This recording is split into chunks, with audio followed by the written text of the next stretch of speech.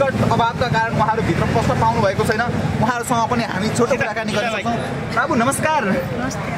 हजुरको शुभ नाम के हो? के पढ्नुहुन्छ?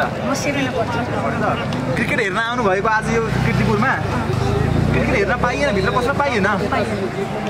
अनि टिकट काटेको थिएन हो? टिकट काटेर भित्र प्रवेश गर्नुपर्छ नि त, त्यो थाहा थिएन हो? पोहोर पनि हेर्न आउनुहुन्थ्यो कि के गर्नुहुन्थ्यो?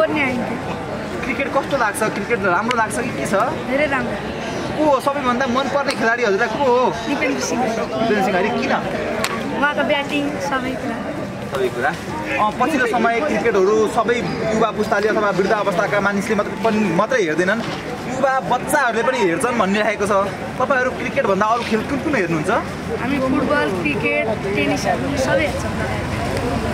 पढिन्छ पनि कि खेल मात्रै हेरिन्छ? पढिन्छ, खेल पनि हेरिन्छ। जस्तो कि पोहोर पनि आउनु भएको थियो, भित्र बस्दा हेर्नु भएको थियो? पोहोर नै आइरहेको थियो, फाइनलसम्मै छिरेको।